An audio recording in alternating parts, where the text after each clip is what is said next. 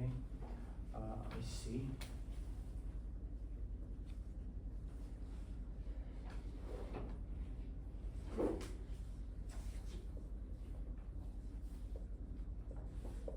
ICQ.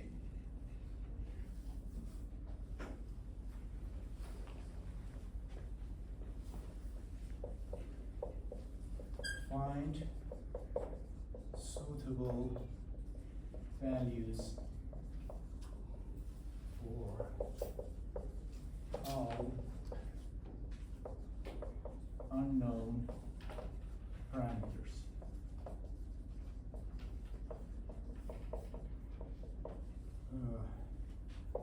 To meet specified DC condition.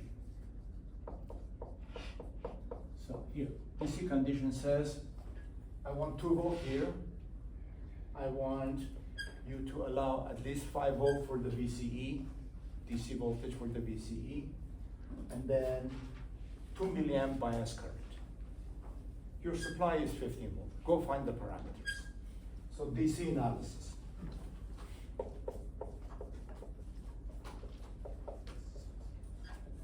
First, you start with RE. Start with RE. RE is equal to VE over IE. Assume here that IE is approximately equal to IC. With this assumption, then you have 2 volt divided by IE, which is 2 milliamp. 2 milliamp, because IC is 2 milliamp. That is equal to 1K. Done. RE is equal to 1K. This is parameter number 1, comes out. So we need 1K here. Number 2, estimate what is IB. IBQ. How much current do I need at the base, or will there be at the base, to support your 2 milliamp in the collector or in the emitter? IB is IC over B.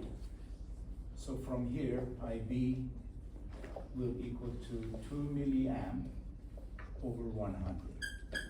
This will be 20 micro. Okay, so 1, 2. Once you get that this is 20 microamp, make I of R1 equal to 10 IB. So 3. I of R1 equal to 10 times of IB, which means 0.2 milliamp. 0.2 milliamp. Then I of R2 is 9 times of IB to satisfy the law of the KCL. 10 IB, 1 IB, 9 IB, 1 and 9 makes it to 10. Okay, so this is equal to 9 times 20 microamp, 0.18 milliamp. Okay, 0.18 milliamp. Then go calculate what is V of the B for. V of the B, DC voltage at the B, is equal to VE plus 0.7, assuming silicon is 0.7 volt. So this will be 2.7 of a volt. Once you get this idea that the V of the B is 2.7 volt, you get V of the R1. V of the R1 is VCC minus VB is equal to 15 minus 2.7. So 12.3 of a volt. Now, therefore R1 is V of R1 over I of R1 is equal to 12.3 volt divided by 0.2 milliamp. 6 something. 12.3. 15 minus 2.7 is 12.3 divided by 0.2. 61.5 kilo. 61.5 kilo ohm. Another parameter came in. This is your R1.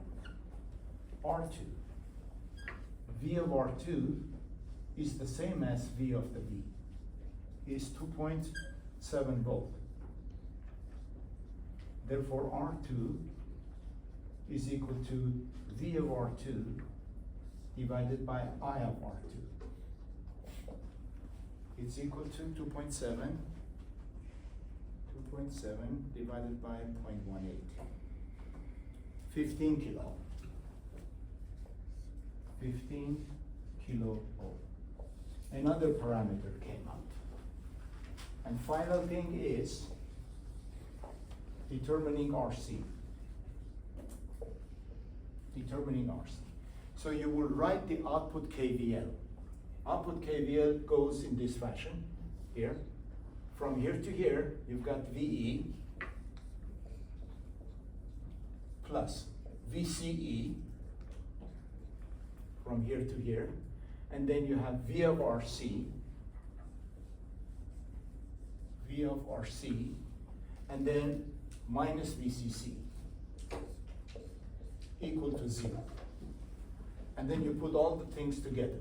From here, you will have 2, we need 5, V of RC, minus 15, equal to 0. So from here, V of RC is equal to 15 minus 7, and that is 8 volt. So I of RC is 2 milliamp, therefore RC is V of RC over IC equal to 8 volt divided by 2 milliamp, that's 4K. Final parameter for the biasing came out. That's it. We designed an amplifier according to the specification. This is how it is being designed. So we got that, and RL is equal to 6 kilo ohm. We've got to make some kind of a AC predictions about it. The GM, remember you need it everywhere, the GM, for voltage gain, etc., etc. So here is your GM. GM is IC over VT. Usually, even if it is not mentioned, assume it is 25 millivolt. That's the thermal voltage. 25, 26, something around that. VT is equal to that. So it is 2 milliamp divided by 25 millivolt. So 2 over 25 is like 4 over 100, 0.04, 0.04 S, Siemens. This is our GM. Then that's the R pipe. R pipe is important because it also shows up everywhere. Is beta over GM. These are small signal parameters. Small sig parameters. Immediately after the DC treatment, you need to do that. So it's equal to beta 100 over 0.04. That's 2.5 kilo. Professor, I think it's 0.08, right? That is a 0.08? Yeah. And yes, you're right, 0.08. I'm sorry about this. 0.08. Sorry, 0.08. Thank you for correcting me. 0.08 is 1.25 kilo. Is that right? Yeah, 1.25 kilo. That's a typical. This is the other AC parameter coming out. And final thing is, how much swing do you think you will get here when RL is connected to the RC, when you have built the circuit completely? How much swing is available? Number one, how high it can rise, that's the positive swing, how low it can go to a negative swing. So here is your negative swing, N is VCE quiescent minus 0.7 of a volt. You have your VCE quiescent 5 minus 0.7, 4.3 volt peak. I'll put a inverted V there, that means it's going negative. That's going negative. How much high it can go, P positive, is IC times times RC parallel RL from the AC load line. Because when AC signal comes in, gentlemen, this capacitor shorts, it brings RL in parallel with RC. You see? Therefore, on the slope of the AC load line is 1 upon RC parallel RL. So now you estimate that. It's equal to 2 milli multiplied by RC is a 4K. You got it over there, 4K. 4K parallel to 1.25K. How much is 4K parallel to 1.25? Maybe 1K? It's less than 1.25, but let me check it here. 4 times 1.25 divided by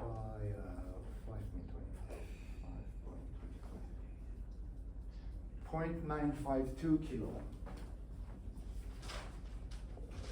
0.952 kilo. 0.952 kilo. Oh, times 2. Sorry. Times a 2. So, of course, times a 2. We forgot about that.